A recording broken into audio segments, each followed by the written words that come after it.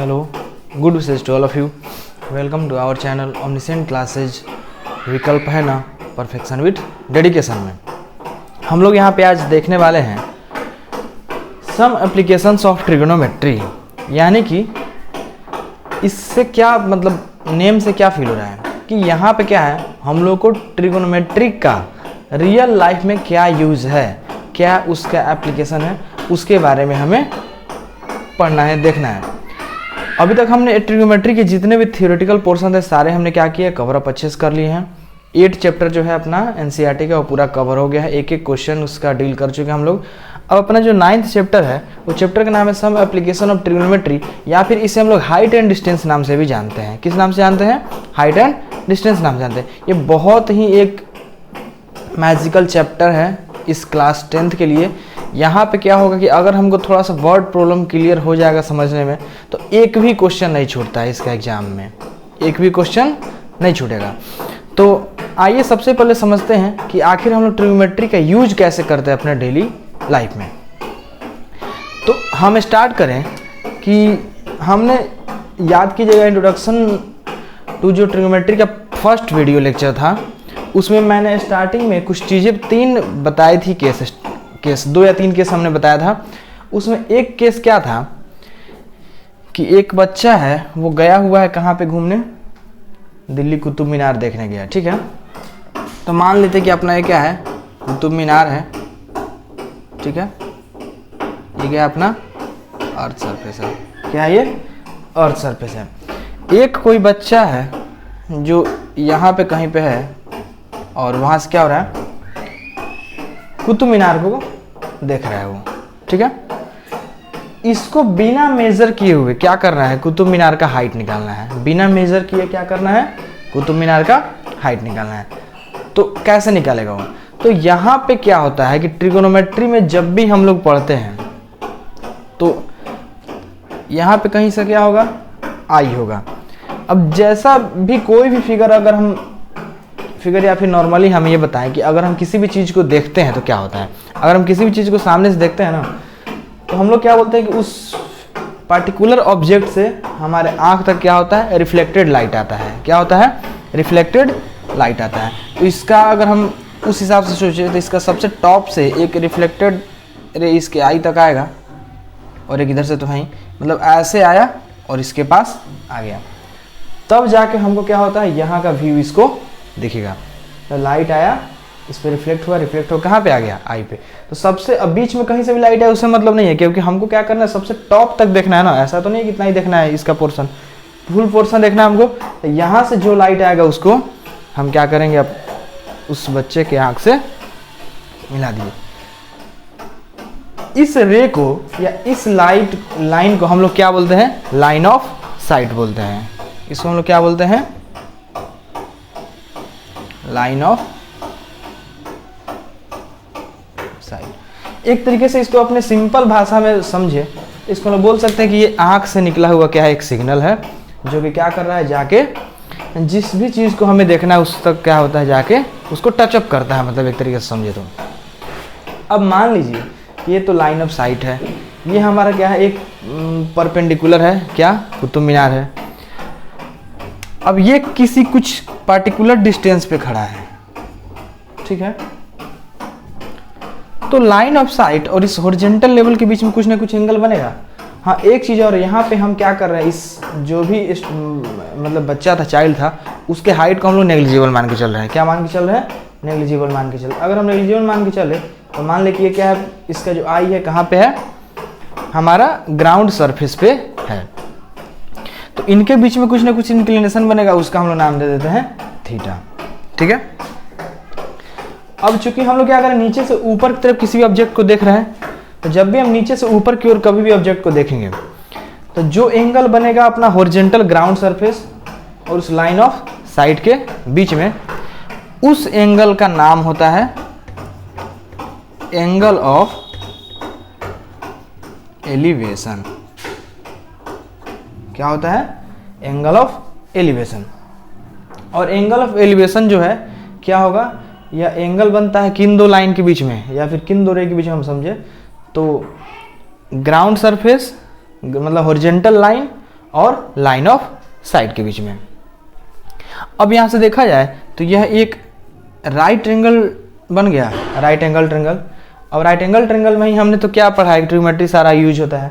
अब ये थीटा पता है, मान लीजिए थीटा दे देता है कि इसका एंगल ऑफ इंक्लिनेशन क्या है हॉरिजॉन्टल लेवल के साथ इतना है, जैसे मान लीजिए 30 डिग्री 60 डिग्री 45 व्हाटएवर कुछ भी दे दे, और ये दे दे कि वो कुतुब मीनार से मतलब किसी एक पार्टिकुलर डिस्टेंस पे क्या है, खड़ा है। तो यहाँ से हमें एंगल पता है, उस एंगल के लिए एडजेसेंट साइड पता है, और हमें पूछ दे हाइट, यानी इस एंगल के लिए क्या हो जाएगा, अपोजिट साइड हो जाएगा। तो ट्रिग्नोमेट्री का कौन सा रेशियो हम लोग अप्लाई करके निकाल सकते हैं, तो हमें पता है कि किसी भी एंगल के लिए, किसी भी पार्टिकुलर एंगल के लिए अपोजिट साइड और एडजेसेंट साइड में एक रिलेशन होता है।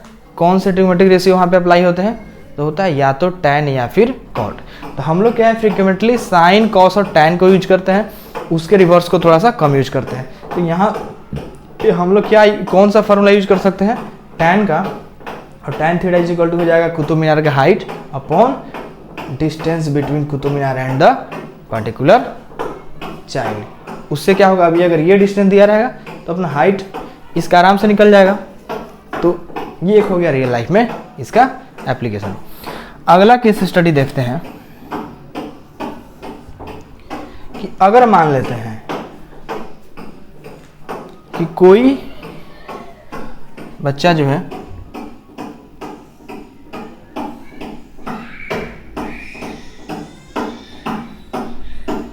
एक घर है और घर के ऊपर क्या है, टेरिस पे खड़ा है यहाँ पे, ठीक है। और यहाँ पे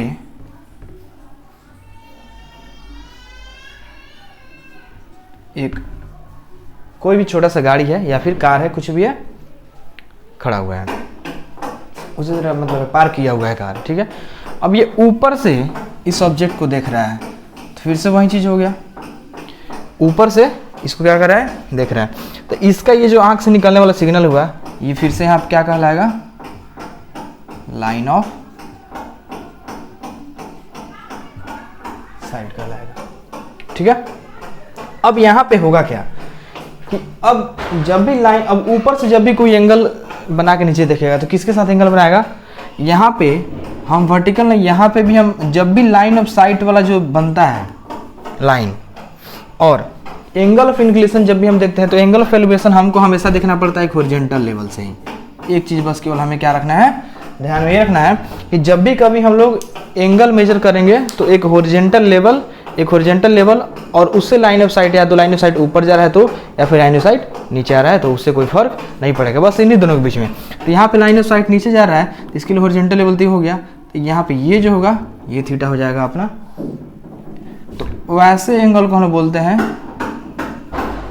एंगल ऑफ डिप्रेशन, ठीक है। इसको लोग क्या बोलते हैं, एंगल ऑफ डिप्रेशन। तो जब भी कभी ऊपर से नीचे यानी डीप की तरफ देखेंगे तो उसको लोग बोलते हैं एंगल ऑफ डिप्रेशन, और जब भी कभी नीचे से ऊपर की तरफ देखते हैं उसको लोग बोलते हैं एंगल ऑफ एलिवेशन।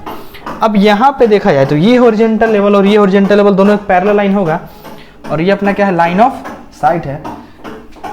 तो ये एक इंटरसेक्टिंग लाइन के जैसा है, तो जितना एंगल ये होगा उतना ही एंगल क्या होगा, ये हो जाएगा।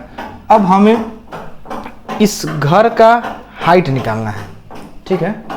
अब ये बस केवल दे दे कि ये जो पार्टिकुलर कार जो पार्क किया हुआ है घर से कुछ डिस्टेंस पे पार्क किया हुआ है, और एंगल ऑफ डिप्रेशन इसका कुछ दे दे, जैसे 30-40 कुछ भी, तो क्या होगा, अब हमें इस घर का हाइट ये और ये एक ट्रायंगल बन गया, जहाँ पे यहाँ पे 90 डिग्री एंगल बनेगा घर पे और हॉरिजॉन्टल लेवल पे। तो अगर ये हमारा थीटा है तो पैरेलल के कंसेप्ट से अल्टरनेट इंटीरियर एंगल से ये भी हमारा थीटा हो गया। अब ये एक ट्रायंगल में हमें अगर ये डिस्टेंस पता है और एंगल पता है तो फिर से हाइट ऑफ द हाउस निकल जाएगा कि नहीं निकल जाएगा, सेम यही जैसा यहाँ भी क्या होगा, टैन का फॉर्मूला लगेगा और इसका भी हमें वैल्यू निकल जाएगा। तो एक चीज़ बस हमें ध्यान देना है एंगल ऑफ डिप्रेशन के समय, कि एंगल ऑफ डिप्रेशन वाला जो एंगल होगा कभी कभी ट्रायंगल के अंदर बनेगा, नहीं तो ट्रायंगल के बाहर बन जाएगा। तो हॉरिजॉन्टल लेवल को हम लोग मैच करते हुए जैसा फिगर बनेगा उसमें देख के अल्टरनेट इंटीरियर एंगल का यूज करके क्या करेंगे, उसको हम लोग ट्रायंगल के अंदर ला देंगे, और दोनों एंगल हमेशा क्या होगा, इक्वल ही रहेगा। तो एक चीज़ दो चीज़ में सोचने वाली बात है। पहला कि जब भी हम ऊपर की तरफ देखेंगे तो वहाँ पे एंगल ऑफ एलिवेशन लिखेंगे, जब भी हम नीचे की तरफ देखेंगे तो एंगल ऑफ डिप्रेशन लिखेंगे। उसके बाद दोनों एंगल या तो फिर एंगल ऑफ एलिवेशन हो या फिर एंगल ऑफ डिप्रेशन हो, दोनों हमेशा कहाँ से मेजर किया जाता है, एक हॉरिजॉन्टल लेवल से मेजर किया जाता है। क्लियर है? तो आइए हम एक एक क्वेश्चन देखते हैं और क्वेश्चन से ही हमारा क्या होगा, थ्योरी क्लियर होगा। हम लोग एनसीईआरटी के 1 नंबर क्वेश्चन से शुरू करते हैं, एक्सरसाइज 9.1 के।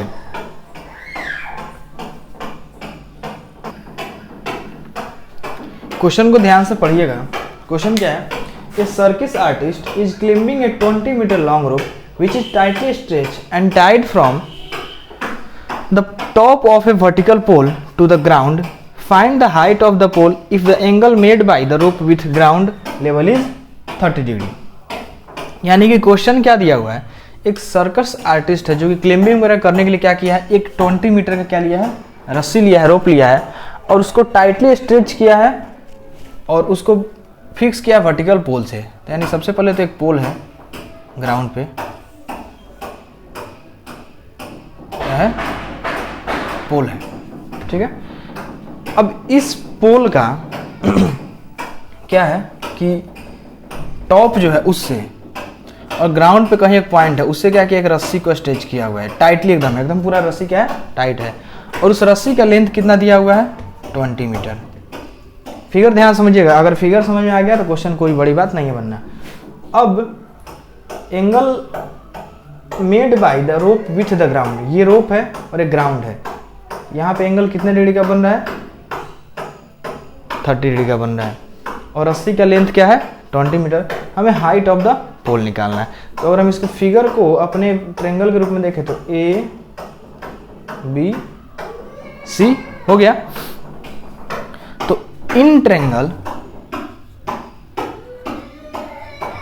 ए बी सी हमें सामने वाला परपेंडिकुलर निकालना है और हाइपोटेनस दिया हुआ है इस एंगल के लिए, एंगल सी के लिए। ये सामने वाला परपेंडिकुलर है यानी अपोजिट साइड है और हाइपोटेनस तो दिया हुआ है। तो अपोजिट साइड और हाइपोटेनस में सिंपल रिलेशन किसका होता है, साइन थीटा का होता है। तो हम क्या लिखेंगे यहाँ पे कि in triangle A B C sine C is equal to क्या हो जाएगा, ए बी अपॉन ए सी, और सी का वैल्यू कितना दिया हुआ है, 30 डिग्री। तो साइन 30 इज इक्वल टू हो जाएगा ए बी अपॉन 20, और साइन 30 का वैल्यू क्या होता है, 1/2 is equal to A B upon 20। यानी कि क्या हो जाएगा, ये 2 into A B is equal to 20 into 1। 2 से 20 कितने टाइम में कट गया, 10, यानी कि A B is equal to क्या हो गया, 10 मीटर। अब ए बी हमारा क्या है, length of height of the pole. So height of pole is equal to हो जाएगा 10 मीटर। आंसर। कितना आसान था ये क्वेश्चन, बहुत ही आसान क्वेश्चन है इसमें, और थोड़ा सा कॉम्प्लिकेटेड क्वेश्चन भी है। मतलब कॉम्प्लिकेशन का मतलब यहाँ पे कैलकुलेशन है। अगर वर्ड प्रॉब्लम समझ के फिगर बनाने आ गया तो बस केवल और केवल क्या है, कैलकुलेशन है। सेकंड क्वेश्चन है, ए tree breaks due to storm and the broken part bends so that the top of the tree touches the ground making an angle 30 degree with it. The distance between the foot of the tree to the point where the top touches the ground is 8 meter. Find the height of the tree.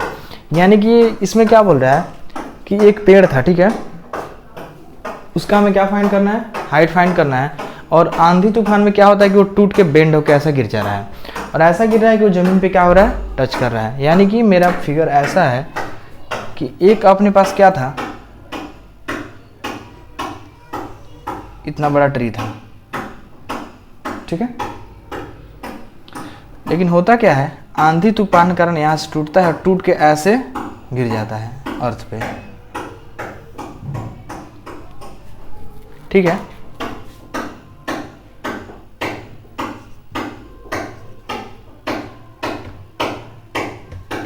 अब ये portion AD जो है टूट के यहाँ पे गिर जाता है ऐसे और टच करता है ग्राउंड को। इसमें क्या क्या चीज़ गिवन है, तो ये जो टूट के गिरता है उसका और इस ग्राउंड के साथ एंगल ऑफ एलिवेशन दिया हुआ है 30 डिग्री,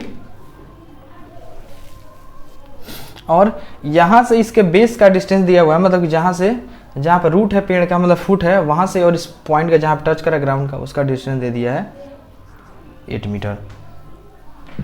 और हमें क्या निकालना, height of the tree. Height of the tree मतलब हमको बीडी निकालना है, सिंपल सी बात है। अब बीडी निकालने के लिए हमें क्या करना पड़ेगा, बीडी निकालने के लिए हमें क्या करना पड़ेगा। अच्छा, एक चीज़ क्लियर है, ये एडी ही ना टूट के इस पे गिरा हुआ है, यानी कि अपना जो कंडीशन है कि एडी जो होगा वो किसके इक्वल होगा, एसी के। अपना एडी किसके इक्वल हो जाएगा, एसी के इक्वल हो जाएगा। यानी हम एसी निकाल ले तो एडी भी निकल जाएगा, और एबी भी हमको क्या करना पड़ेगा, निकालना पड़ेगा। दोनों को ऐड कर देंगे तो अपना क्या हो जाएगा, बीडी निकल जाएगा। तो कैसे करेंगे, in triangle A B C, base पता है, हाइपोटेनस निकालना है। Sine 30 degree is equal to क्या हो जाएगा, और सामने वाला परपेंडिकुलर, सॉरी हमें बेस पता है, हाइपोटेनस निकालना है, तो cos 30 इज इक्वल टू क्या हो जाएगा, BC upon AC। Therefore cos 30 क्या होता है, √3/2 इज इक्वल टू BC की वैल्यू 8 upon AC। Therefore √3AC is equal to 8 2 16 हो जाएगा, मल्टीप्लाई होकर क्रॉस मल्टीप्लाई हो गया। यानी कि यहाँ से AC इज इक्वल टू क्या आ गया, 16/√3 metre. AC is equal to हो जाएगा √16/3 मीटर। अब tan दिया, tan अगर हम यूज कर ले तो क्या हो जाएगा, tan 30 is equal to AB upon BC होगा, कोई दिक्कत नहीं है। और tan 30 का वैल्यू क्या होता है, 1/√3 is equal to AB upon BC कितना है, 8। यानी कि यहाँ पे हो जाएगा √3AB इज इक्वल टू 8, यानी कि AB इज इक्वल टू क्या हो जाएगा, 8/√3 metre. AB is equal to 8/√3 आ गया, और यहाँ पे AC इज इक्वल टू 16/√3 आएगा। अब AB और AC दोनों को हम ऐड कर ले तो क्या हो जाएगा, हाइट ऑफ द ट्री निकल जाएगा। So height of the tree is equal to क्या हो जाएगा, AB प्लस AD। यानी कि AB की वैल्यू अपने पास है 8√3, अब प्लस में 16√3 मीटर। यानी कि हो जाएगा √3 यहाँ पे LCM, तो 8 प्लस 16 मीटर, यानी कि ये हो गया 24/√3। लेकिन अपना क्या है, रूट नीचे में आना चाहिए, नहीं आना चाहिए ना डिनोमिनेटर में।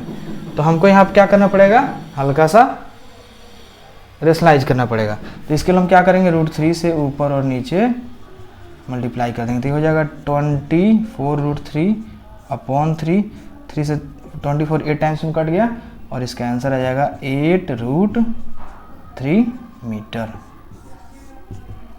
ठीक है, तो इस ट्री का लेंथ कितना निकल के आ गया, 8√3 मीटर। क्लियर है। चलिए, थर्ड क्वेश्चन थोड़ा सा ज़्यादा बड़ा था, इसलिए हमने क्या किया, उसको डायरेक्ट फिगर ही लिए हैं और फिगर को ही समझा देते हैं। अच्छा है, कोई दिक्कत नहीं है। क्वेश्चन क्या है कि एक कॉन्ट्रैक्टर जो है पार्क में 2 बनाता है स्लाइड वाला, एक बनाता है 0 to 5 ईयर के बच्चों के लिए, और दूसरा बनाता है एबव टू 5 ईयर के बच्चों के लिए। तो जो 0 to 5 ईयर के बच्चों के लिए स्लाइड बनाता है, उसका हाइट दिया हुआ है 1.5 मीटर, और उसका जो स्लाइड का ग्राउंड से एंगल दिया हुआ है 30 डिग्री, और हमें बताना है कि लेंथ ऑफ स्लाइड क्या होगा। उसी तरह इसमें क्या है, इसमें भी एबव टू 5 ईयर वाले में भी वही काम करना है कि हाइट दे दिया है स्लाइड का 3 मीटर, और angle of elevation from the ground दिया हुआ है 60 डिग्री। हमको क्या करना है, यहाँ भी लेंथ ऑफ स्लाइड निकालना है, यानी कि इसमें हमको AC निकालना है और इसमें हमको DF निकालना है। तो क्या करेंगे हम, तो सिंपल सी बात है कि साइन के लिए यहाँ पे कौन सा 2 चीज़ दिया हुआ है। अगर यहाँ पे एंगल की बात करें तो यहाँ पे P और H में रिलेशन पूछ रहा है, यानी कि हमें क्या करना पड़ेगा, बस यहाँ पे साइन का कॉन्सेप्ट यूज करना पड़ेगा। तो in triangle A B C, sine 30 degree is equal to क्या हो जाएगा, ए बी अपॉन ए सी, और साइन 30 कितना होता है 1/2 is equal to A B का value 1.5 upon A C. Therefore A C is equal to हो जाएगा 1.5 इंटू 2 करेंगे तो ये हो जाएगा 3 मीटर। ठीक है, यानी कि लेंथ ऑफ स्लाइड कितना हो गया अपना 3 मीटर आंसर आ गया। उसी तरह इसमें अगर देखा जाए तो यहां पे क्या होगा, in triangle D F sine 60 is equal to क्या हो जाएगा, डी अपॉन डी एफ, और साइन 60 का वैल्यू क्या होता है √3/2 is equal to D F का वैल्यू 3 दिया हुआ है, सॉरी डी का वैल्यू 3 दिया हुआ है, डी एफ तो हमें फाइंड ही करना है। तो यहाँ पे क्या हो जाएगा, √3df is equal to cross multiply कर रहे हैं 3 2 जा 6, यानी कि df इज इक्वल टू क्या हो गया 6/√3। अब 6/√3 हो गया, फिर हमारे पास डिनोमिनेटर में क्या आ गया, रूट आ गया, तो यहाँ पे हमको फिर से क्या करना पड़ेगा, इसको रेशनलाइज करना पड़ेगा, यानी कि df इज इक्वल टू हो गया 6√3/3। 3 से कितने बार में कट जाएगा, 2 बार में, सो df इज इक्वल टू हो गया 2√3 मीटर। यानी कि यहाँ पे जो स्लाइड का वैल्यू आ गया कितना हो गया 2√3 मीटर। समझ में आया? बस दोनों जगह क्या करना था, साइन का यूज करके हमको हाइपोटेनस का वैल्यू निकालना था, काम खत्म। तो हमने दोनों जगह साइन का यूज किया और हाइपोटेनस को फाइंड किया। फोर्थ क्वेश्चन है, the angle of elevation of the top of a tower from a point on the ground which is 30 metre away from the foot of the tower is 30 degree, find the height of the tower. यानी कि एक क्या है, tower है, ठीक है, जिसका हमें क्या फाइंड करना है, हाइट निकालना है, और ग्राउंड पे क्या है, कोई एक पॉइंट है, वहां से टावर के टॉप का जो एलिवेशन दिया हुआ है, एंगल ऑफ एलिवेशन, ये कितने डिग्री है 30 डिग्री है, और इस पॉइंट का टावर के फुट से डिस्टेंस कितना दिया हुआ है 30 मीटर। इसमें यहाँ राइट एंगल बनेगा, हाँ, टावर में और हॉरिजॉन्टल ग्राउंड सरफेस में। तो यहाँ पे हमारे पास इस एंगल के लिए क्या दिया हुआ है, एडजेसेंट साइड दिया हुआ है और अपोजिट साइड हमको नहीं पता है। तो एडजेसेंट और अपोजिट साइड में किस ट्रिग्नोमेट्रिक रेशियो में आता है फॉर्मूला रिलेशन, तो आता है tan और cot में। तो हम लोग यहाँ पे क्या करें, tan का यूज करके AB का वैल्यू निकाल सकते हैं। तो in triangle ABC tan 30 degree is equal to AB upon BC। Therefore tan 30 का वैल्यू होता है 1/√3 इज इक्वल टू AB हमें निकालना है और BC का वैल्यू 30 हमें दिया हुआ है, यानी कि √3AB इज इक्वल टू 30 हो जाएगा, क्रॉस मल्टीप्लाई किए तो, यानी कि अपना AB इज इक्वल टू क्या हो जाएगा 30/√3। AB इज इक्वल टू हो गया 30/√3। फिर से डिनोमिनेटर में रूट है, तो हम लोग क्या करेंगे 10 से ऊपर नीचे, सॉरी √3 से ऊपर नीचे मल्टीप्लाई करेंगे, यानी कि यहाँ पे AB अपना आ जाएगा 30√3/3। सो AB इज इक्वल टू आ गया 10√3 मीटर, यानी कि टावर का हाइट अपना कितना आ गया 10√3 मीटर आंसर आ गया। तो यहाँ तक हमने एनसीईआरटी के 4 क्वेश्चन और इसके इंट्रोडक्शन और इसके थ्योरेटिकल पोर्शन कवर किए। नेक्स्ट वीडियो में हम क्या करेंगे, इसका बाकी जो रेस्ट क्वेश्चन बचा हुआ है उसको हम लोग कंप्लीट करेंगे, और इसके बाद फिर देखेंगे कि 3rd चैप्टर हमको क्या करना है। हाँ, और इसके लिए आपका थोड़ा सा सुझाव भी हमें ज़रूरी है कि आखिर ट्रिग्नोमेट्री ख़त्म करने के बाद हम अगला कौन सा चैप्टर शुरू करें। तो जिस चैप्टर में आप लोगों को ज़्यादा प्रॉब्लम समझ में आ रही है उसे पहले बताइए, तो हम लोग उसी को कवर अप करते हुए आगे बढ़ेंगे। तो चलिए, हाँ, बस एक ही बात और, मैं पहले की भी कुछ वीडियो में बोला हुआ है कि अगर आपको अच्छे नंबर लाने हैं बोर्ड में तो इस विकल्प पे आपको क्या करना पड़ेगा, भरोसा करना पड़ेगा, क्योंकि ओमनिसेंट क्लासेज हमेशा से आपके लिए विकल्प है ना। ठीक है, मेरा स्लोगन विकल्प है ना हमेशा आप लोग अपने ध्यान में रखिए और हमारे साथ जुड़े रहिए। ठीक है, और देखिए वीडियो और अपना स्टडी अच्छे से कीजिए। जो भी नए हैं इस चैनल पे वो क्या करें कि लाइक सब्सक्राइब और शेयर करें। ठीक है, ताकि ज़्यादा से ज़्यादा लोगों तक हमारी क्या अपनी वीडियो पहुँचे। Thanks for watching.